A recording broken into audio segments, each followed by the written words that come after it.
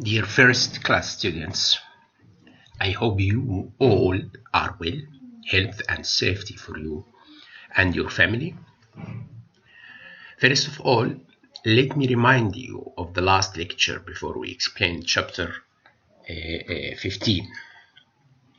We said before that macroeconomics looks at the economy as a whole and dealing with such aggregate phenomena as growth in total output and living standards, commonly called economic growth, business cycle, inflation, unemployment, and balance of payments.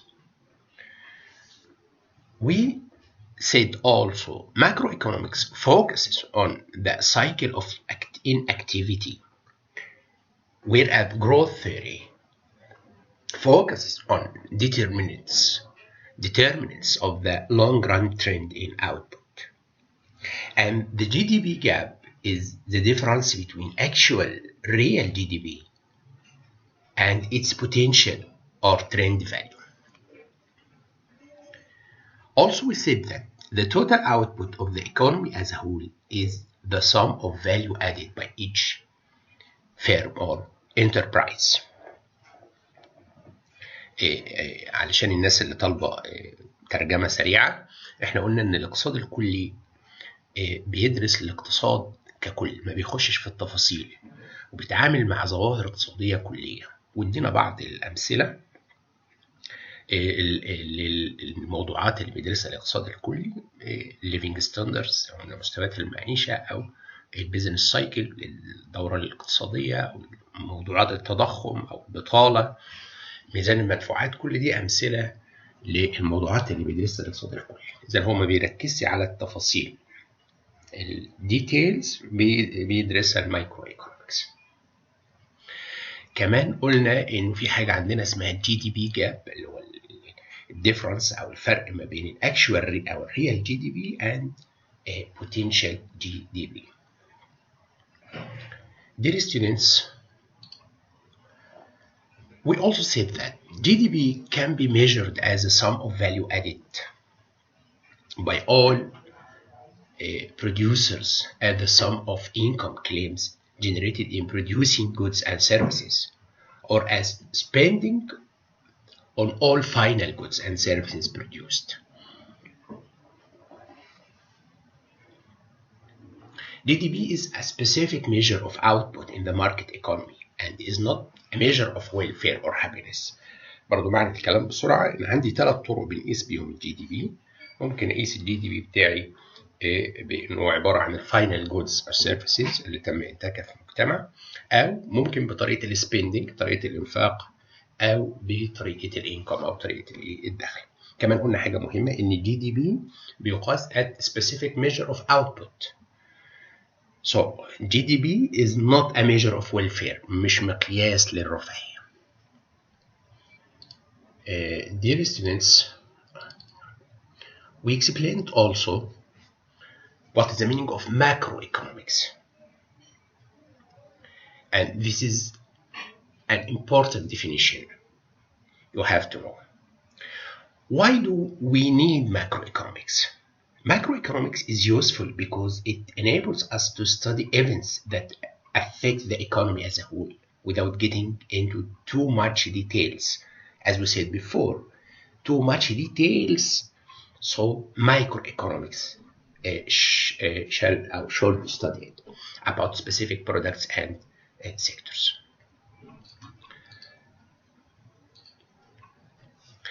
We talked about the circle flow of income, output, and spending, and we explained it graphically. Also, we distinguished between GDP and GNI and GNB. So, in chapter 15, we will talk about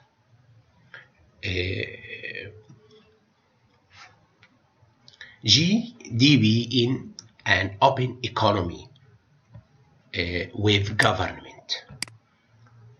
So the last lecture we explain GDP equal C consumption plus I investment. Just only C plus I. In this chapter, we will add government expenditure G, capital G, and X minus M, or exports minus imports. So there are two another variables. So our function GDP will be GDP equal C, capital C, consumption, plus I, investment, plus G, government expenditure, plus X minus M, or balance of payment. In this slide, budget surplus. So the difference between G and T. T, government expenditure, الإنفاق الحكومي, and T, taxes or public revenue. The first column, GDP, Y, expressed our GDP. 500s, 1000, so our GDP increases from 500s to 1000 to 1070, 750, 2000, 3000, 4000. The second column explains government expenditure G. And you will notice that G constant. So government expenditure $170 dollar or Egyptian pound, whatever, and constant, fixed. While T as a function, T equal 0.1 or 10% of Y. So there is positive relationship between T and Y. As Y GDP increases, taxes will be increases also. Note that if our income or our GDP 500s, tax will be 50. As a function, T equal 10% of Y. 10% of 500s equal 50. If GDP increases another time to 1000s, so T equal 10% times 1000 equal 100. So if GDP increases, taxes will increase. Another time, if GDP increases from 1000 to 1750, taxes will be 175. So as GDP increases, taxes will be increases also. Now, you can compare between G, government expenditure, اللي هو الإنفاق الحكومي, and taxes, اللي هي هنا بتعبر عن ال public revenue. So, if our GDP equal 170 and taxes equal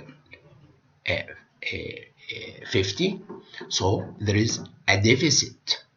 170 minus 50 equal minus 120.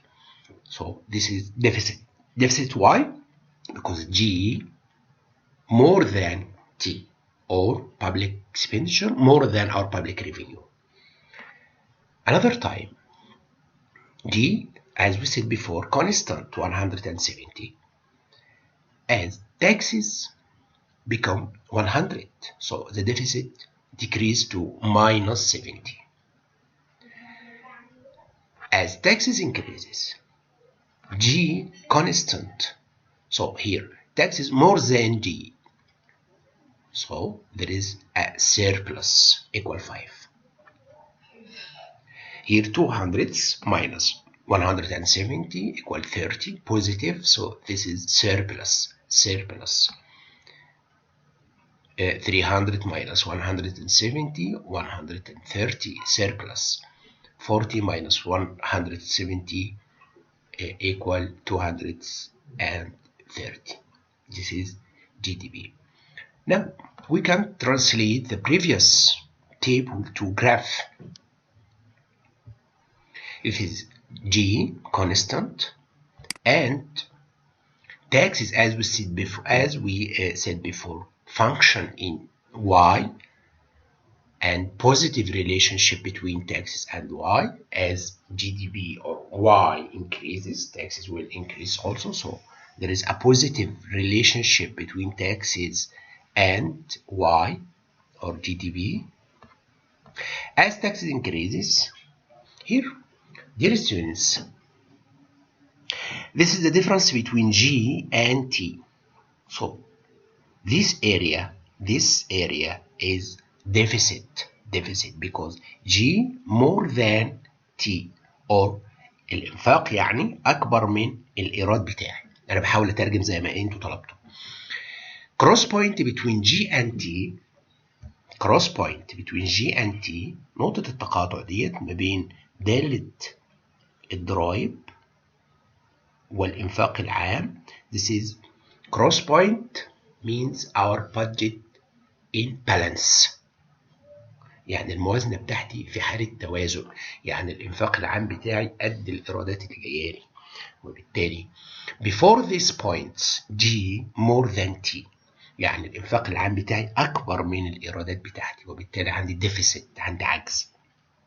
cross point balance between G and T، يعني في توازن ما بين الإنفاق والإيرادات. After cross point between T and G, this area is considered surplus. Why? Because our public revenue represented in taxes more than government expenditure، more than الإنفاق العام بتاعي. يبقى المنطقة ديت منطقة إيه؟ فائض في الموازنة العامة بتاعتي. So the budget surplus is negative at low levels of GDP and become positive at high levels of GDP.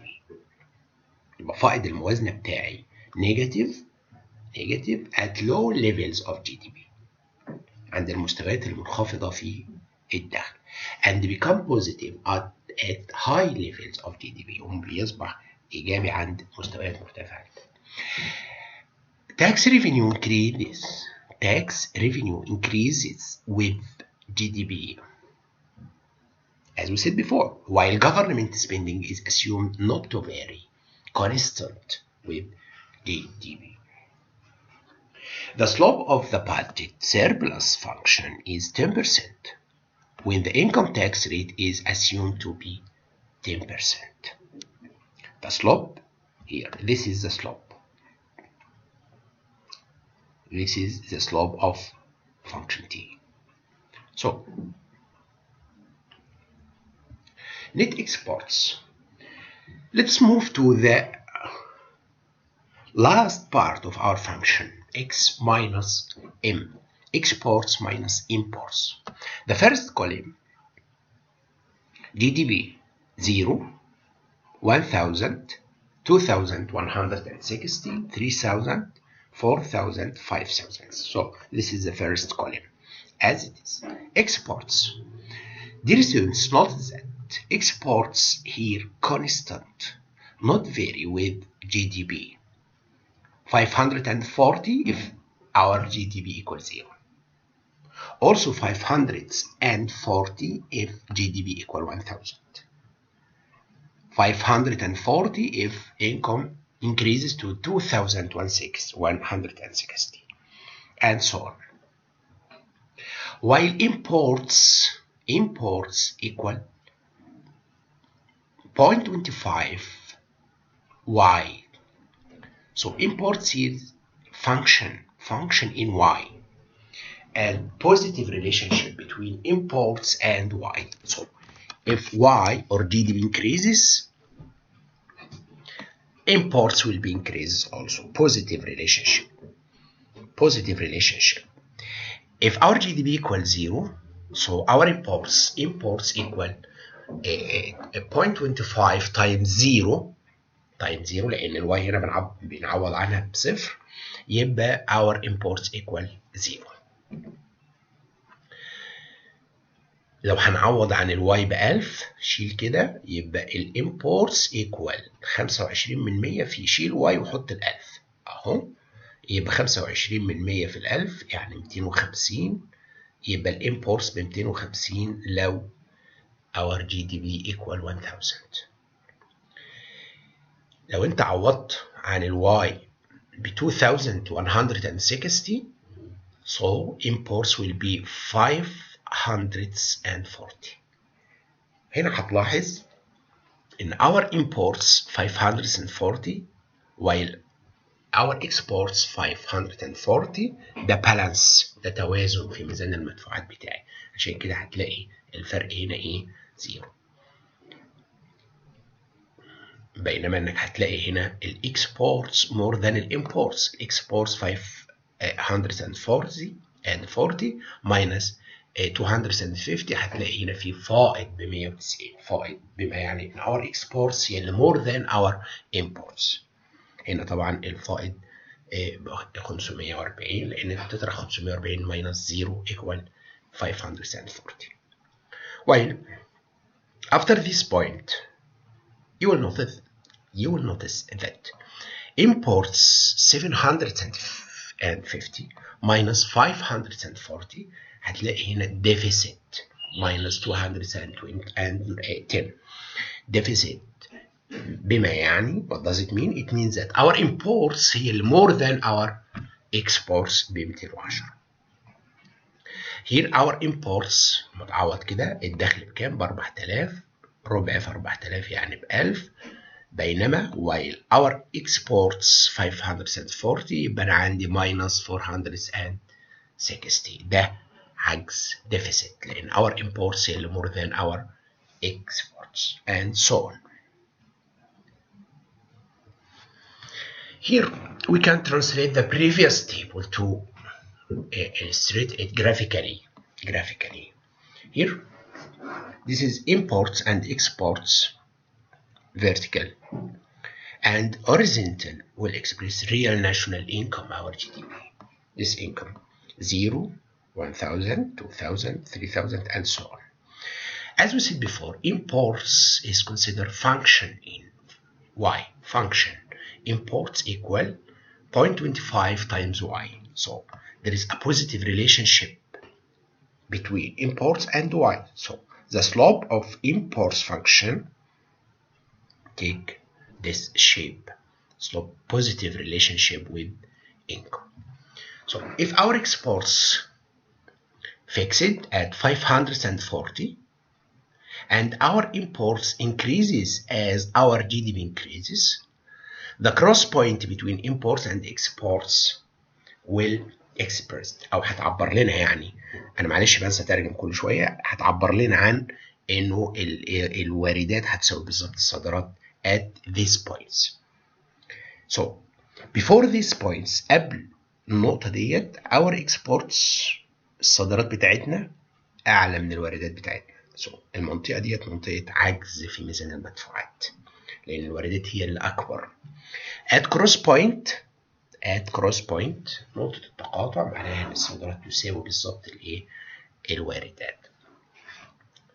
وده كان عندي الدخل 2160. after these points بعد الدخل 2160 ده هتلاقي our imports هي more than our exports. يبقى المنطقة دي منطقة ايه؟ عجز في ميزان الايه؟ المدفوعات. وممكن نعبر عن الكلام ده بالشكل اللي تحت اللي هو الابسوليوت نمبرز. net exports اهو ادي الدخل 2160، الاكسبورتس عندي ثابته عند 540، ادي الواردات بتاعتي بالارقام مش بالفانكشن، وادي نقطه التقاطع. هنا الواردات اعلى ودي الصادرات تحت اهي، يبقى دي منطقه عجز. هنا منطقه بالانس in balance of payment. after cross point هيبقى عند الاكسبورتس هي more than الامبورتس، وبالتالي المنطقه دي منطقه ايه؟ فائض في ميزان المدفوعات. Until we meet again in the next lecture, inshallah. Good luck.